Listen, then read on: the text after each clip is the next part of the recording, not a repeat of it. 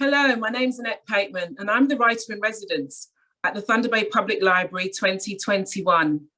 Thank you for joining me today.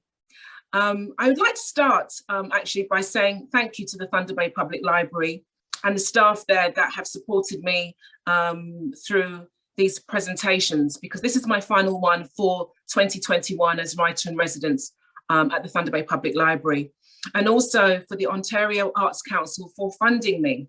So thank you to both of those, because this wouldn't have really happened without them and the staff that have supported me.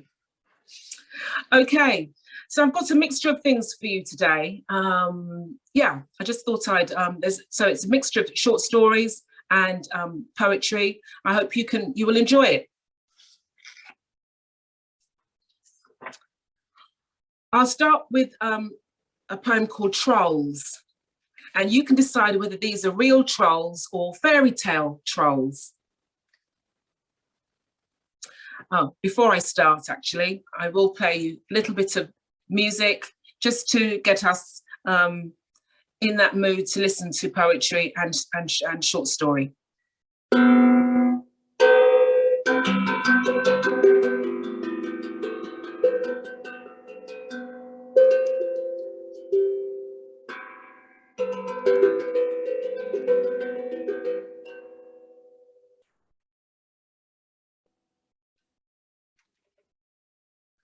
Trolls. Trolls have many arms. Their bellies are empty. Their insides are filled with resentment and loneliness. For in that state, they hit out and would destroy those that cross their path. They are attracted to the light and the good, the shiny things, but feel so dark and worthless in the compare. The trolls trip trap under the bridge. A wicked word here, innuendo there, hate, anger and jealousy green the air that gives them a semblance of life. Their talons rip and tear. They strew ruin, and that is their lair. Trip trap, they fill their bellies and to their underbridge return. Until a light beam next day catches their gaze. They raise their ripping talons and spew the words of their trade. So I'll leave you to decide whether that is pure fairy tale or folklore, or whether it refers to a reality. Okay, I'm going to read you a story now, a short story. It's called A Tale of Two Universities. But before I do start with that, I'll play you a little bit of the Calimba.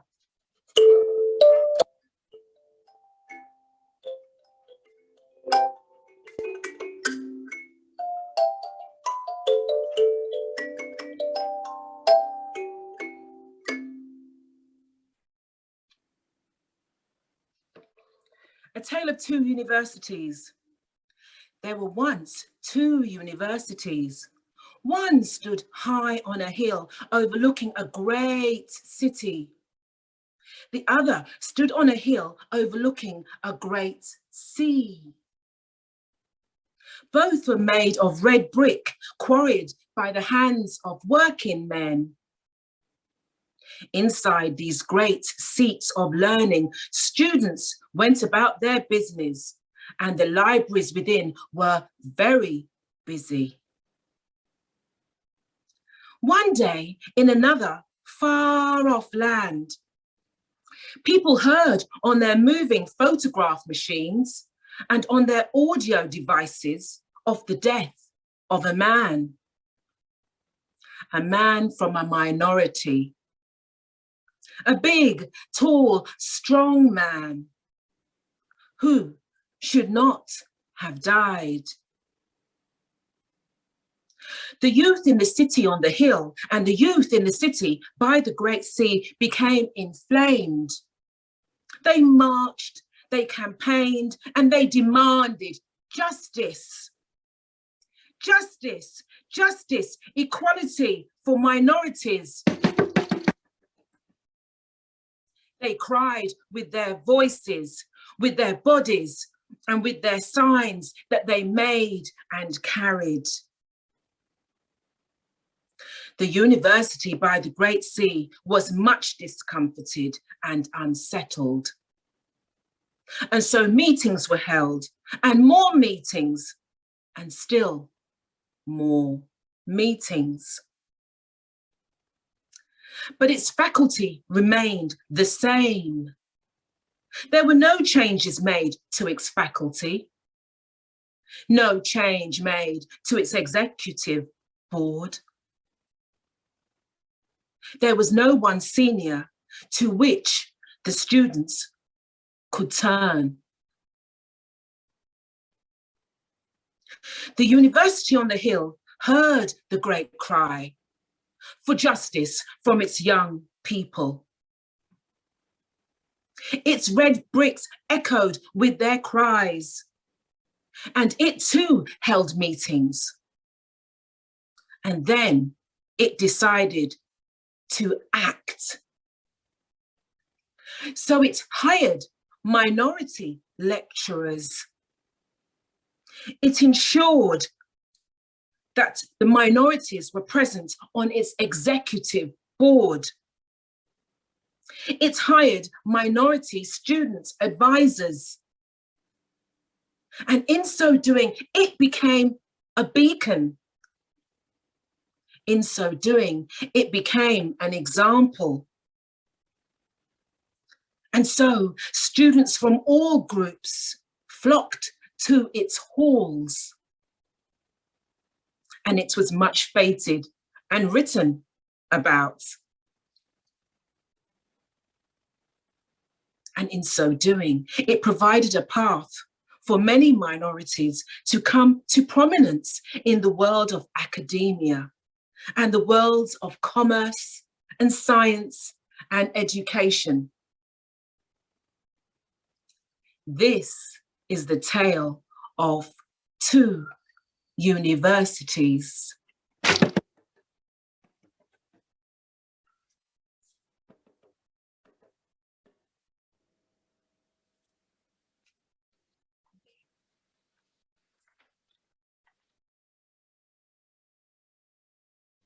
Okay, a change of pace here. I recently went on a driving trip, and there were lots of signs on the side of the road saying, you know, just alerting people to moose crossing. And moose are like a very big, they look like a very big deer. That's how I would describe them, coming from a place where we didn't have moose, we had deer. So for people who don't know what a moose is, it's who might be listening from another country, it's like a very big deer. Okay. This is called Moose Story. I am a moose.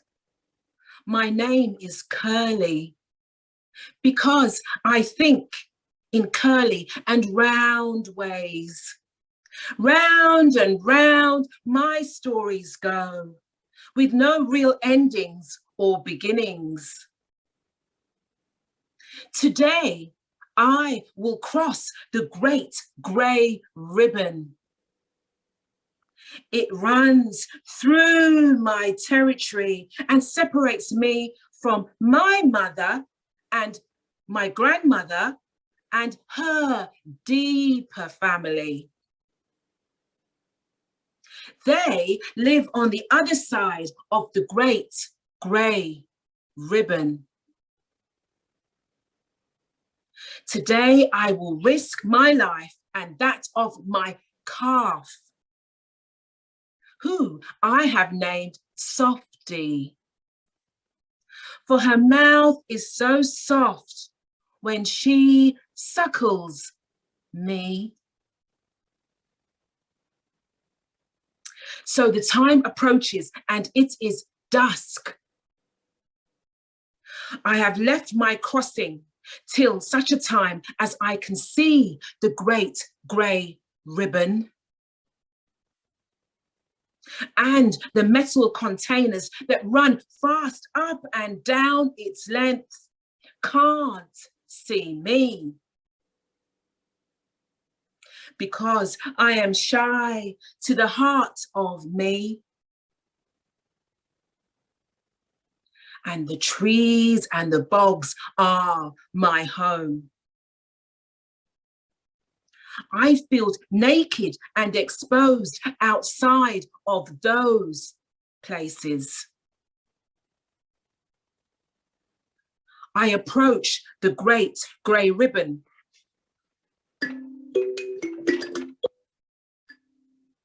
Softy walks close to my left flank. She nuzzles me, her nose against my heart.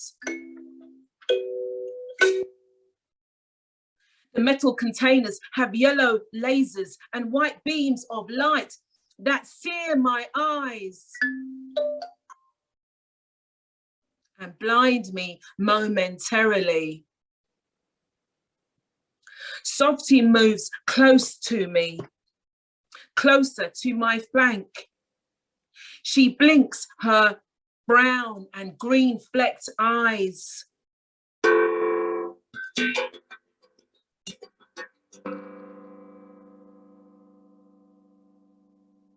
Then it is quiet and the beams recede. Now is my time. Now is our time. We run free. Across the great grey ribbon. Softy and me. I hear a whooshing sound. The air speeds up and rushes to me. The sensitive hairs in my nose and my ears move and vibrate in response. A metal container is approaching and closing on me fast. I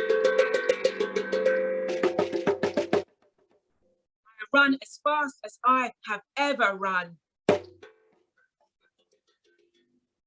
And somehow Softy keeps up with me.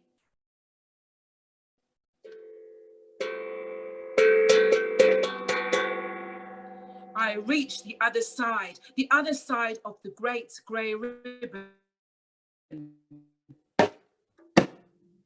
My mother is there and she lets out a loud bellow. She rubs her head against my neck and against her grandchild. I have crossed the great grey ribbon. This time, I am safe this time. Softy is safe this time. Until the next time.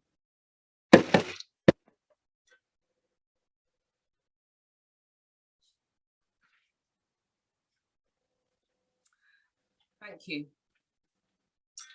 Okay, a change of pace again. We are now at the moment I'm doing this reading in autumn, in fall, and there's lots of change in the weather, although it's been very mild here where I am in Ontario.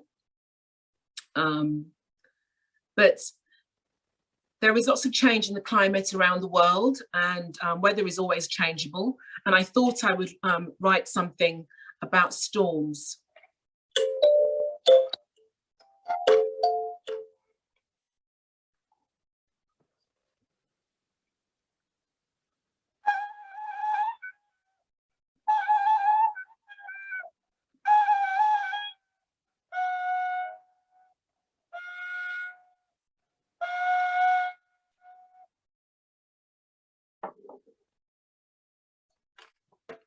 Storm. Thunder claps her hands. She is excited for she can smell the rain that will fall soon. Lightning leaps from her eyes. She is angry now. She shouts and rails against the world, for it has wronged her. Rain falls some more, then even more rain falls. Too much for the earth to absorb this time. So it runs, it overflows, it pours, until much that once was is washed away, clean and cleansed. She closes her eyes, the lightning ceases. The rain, once heavy, fast droplets, now slows, then patter, patter, pitter, patter, pitter, patter, soft rain, until the sun comes out again.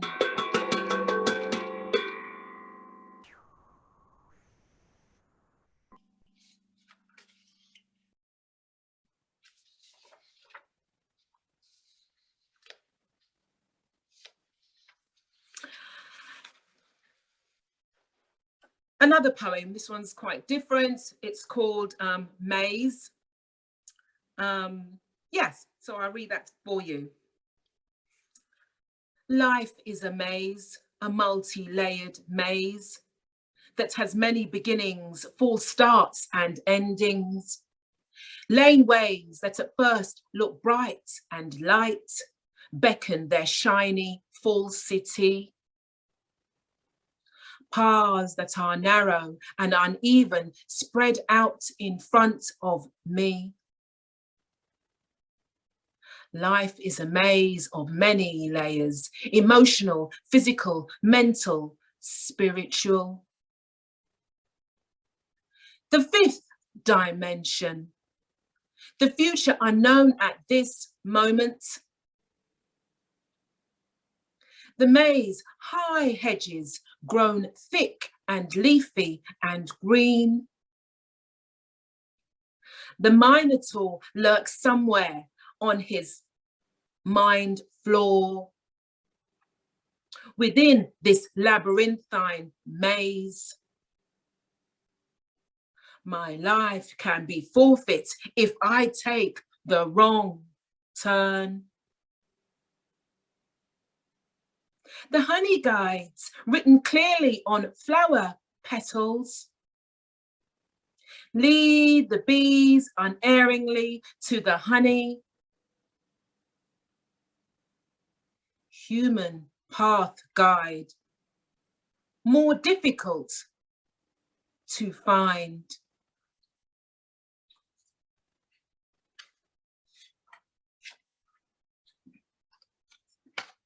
Okay. Right, I'm going to read another story, another short story. It's called The Citadel, but before I read it, I will just play some more Rav drum.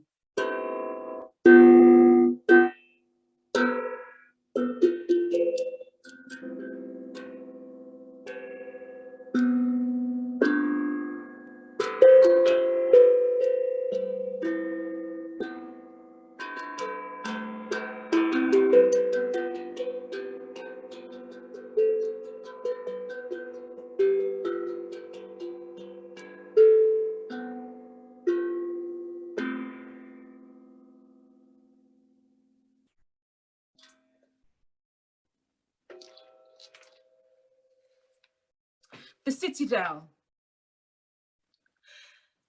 There was once a girl who lived with her family on an island. The island was famed for its green fields and the creamy milk of its black and white cows. The girl lived in the lowlands of the island, where most of the working people lived. Her parents were hardworking people who toiled on the machines of the land and also in the health buildings of the land, known as medicinaries. The girl was not the only child of her parents, for she had 2 brothers and 2 sisters who were all older than her. She was the last child of her parents, and she was the darkest skinned child. Because her parents were from a group of people known as the BEM people. Some called them Black ethnic minority people. The girl whose name was Vita was a Black girl. She had dark brown skin, and she also had what was called a facial disfigurement. The girl spent quite a lot of time at the medicinaries, where they worked to fix her facial disfigurement, and they succeeded. Only the keenest eye could discern that she had once had what many termed a disfigurement. The fairy godmothers of the girl gifted her with many gifts of surviving, for they felt that she would need them out in the world.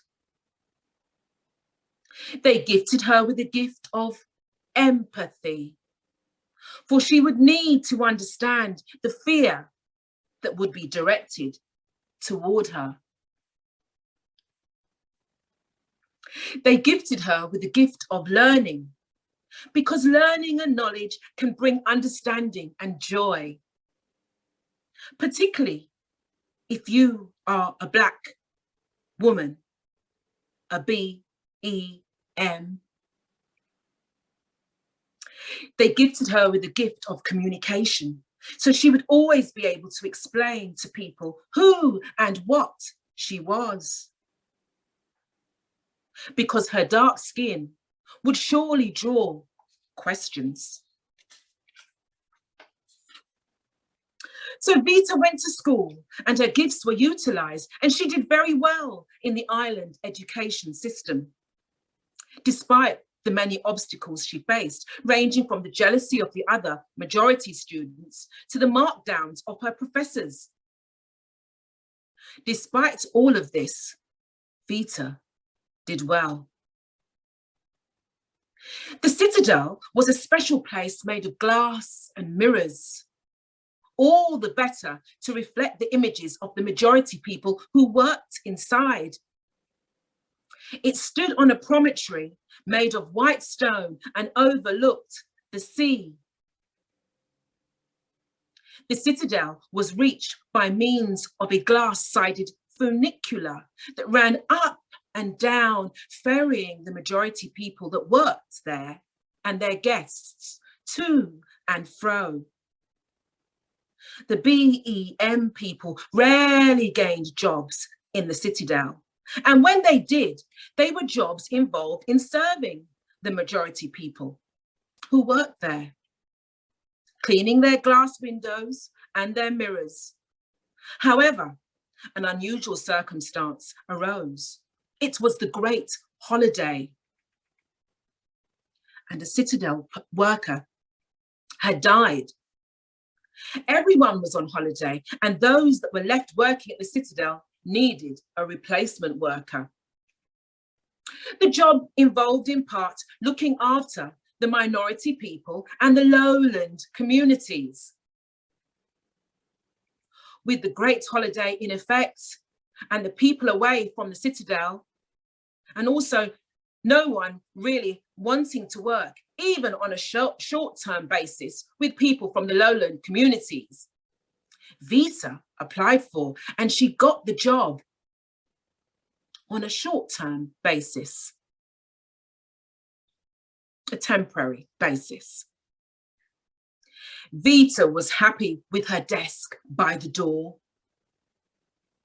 The communicator, with its glass face and its white keys, sat proudly on the desk, waiting for her instructions and her keystrokes. The majority people sat at their desks. The majority greeter and office manager pointed out and named each person, who looked up at Vita with smiles that never quite reached their eyes. Her first day had begun. Vita set to work on the concerns of the lowland community that were also her concerns. The majority people came and went around her, some visiting the area and sending puzzled glances in her direction. Others stopping to ask questions about who she was. Vita's gift of communication meant that she was always able to answer these questions in such a way that they left her alone and she was able to get on with her work. Vita worked without a name on her audio communicator that rang loud and piercing. Her community name tag held a blank where her name should have been. The majority people, when asked about this, said it was because she wouldn't be in the area long. So it really wasn't worth putting her name on the audio communicator. At last, the great holiday ended and still Vita remained in that job. The majority people had decided it made them look good to the off-islanders who were talking of equality. And so they kept Vita on by adding a few months at a time to her time card. The majority women in the office took pictures, which rarely included her. They talked among themselves and stopped talking when she drew near. The time came for the great rise in credits. The rise in credits was something that happened yearly. The majority people worked quietly to make sure that they received their increased credits, but did not tell Vita about this practice. But they had not reckoned on her fairy godmother, Janessa, who appeared one day and asked her if she knew about the great credit system. And so Vita did apply, and she received her credit rise. The majority people were surprised when she knew about it, but they made no comments. The time came when Vita was given more responsibility as a great holiday had again arrived. Someone had to do the work. And so Vita stepped into a more senior role with pride. She did so with an open heart. Again, her fairy godmother appeared and asked her whether she had received extra credit for this temporary senior role. Certainly, this made Vita think. She visited the area majority manager, who said that anyone doing her job temporarily was always paid to do so. And so it was that Vita received extra credit for the time she had spent working in that senior role. Working at the Citadel had been a dream of Vita's, but the place also drained her. And it took all of her communication gifts to keep the fear and the mistrust out of the eyes of the majority people. The time came when a new majority office manager started in his role. He rarely spoke to Vita and did not say that she would no longer receive additional time on her time credit. In fact, when Vita found out that she had less than 2 weeks to go on her time credit, she decided to give in her termination note. Vita left the note on the desk of her new majority office manager. And Vita stepped out of the mirror and glass office into the fresh air and into the world. Vita did not look back at the place with mirrors that reflected the image of the majority people. For they were lost in a love affair with themselves, and they could not see it. Like the queen in the fairy tale Snow White, when they asked the question, who was the most beautiful, the mirror always answered the same, that they were the most beautiful. Vita did not look back, for the world was surely waiting for her, and she had many things to do.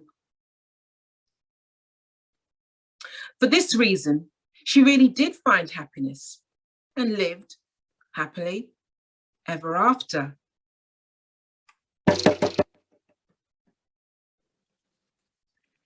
I hope you enjoyed that story.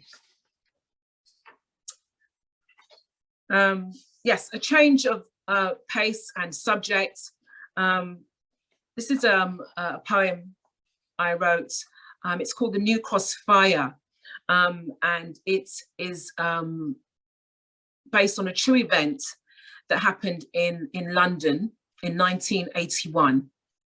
It happened in southeast London. So the New Cross Fire was a fire that occurred during a house party in a city called New Cross in southeast London. In the early hours of Sunday, the 18th of January, 1981, so about 40 years ago. 13 young Black people died, and a 14th young person died about 2 years after that. And the 40 young Black people who died were between the ages of 14 and 22. The Black director, Steve McQueen, has made a film about this event, and it's the BBC. It's on the BBC, and it's called Uprising by the Black director, Steve McQueen. So this was something that affected me because I grew up in London, and I remember hearing about it, and it was really in my area, in the area that I grew up, that this happened, and it had a very great effect on the Black community living in that area. So I wanted to remember this, and I wrote this poem.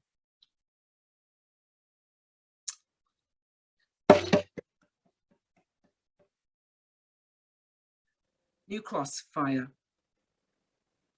Young people who could be my kin, burned to death, the ash of young skin.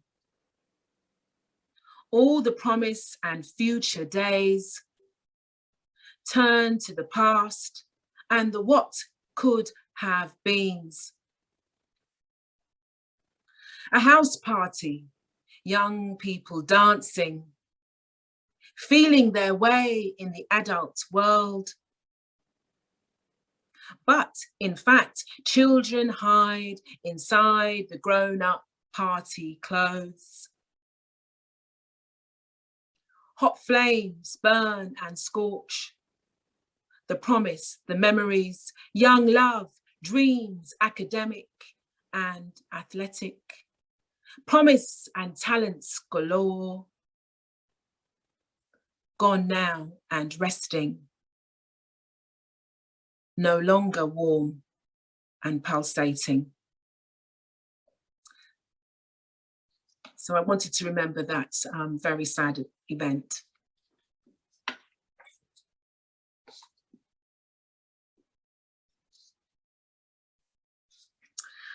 Okay, I will end with a poem. It's a haiku. I had a go at writing haiku, which is a Japanese form of poetry. It's a very short form. So this is my haiku. It has an autumnal feeling to it. Okay.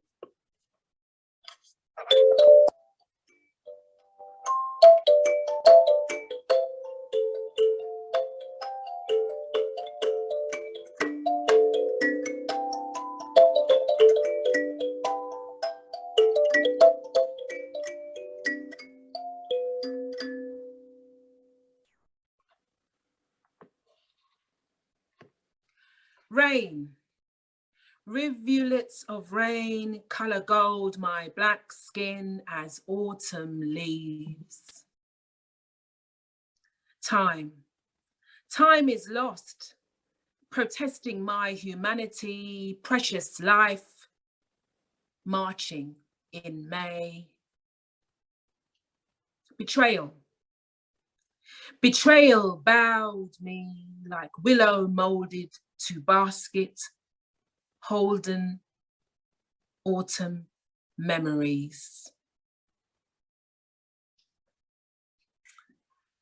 Okay, thank you so much for listening to this program, and I hope that you found something to enjoy and maybe something to inspire or think about.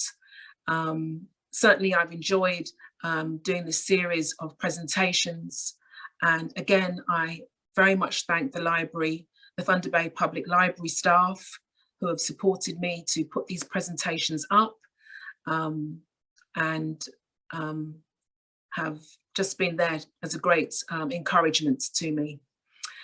And also the Ontario Arts Council, who funded me to do this presentation and the others I have done, and have funded the residency, the writer in residence at the Thunder Bay Public Library. I've really enjoyed it and I've learned such a lot. Thank you very much.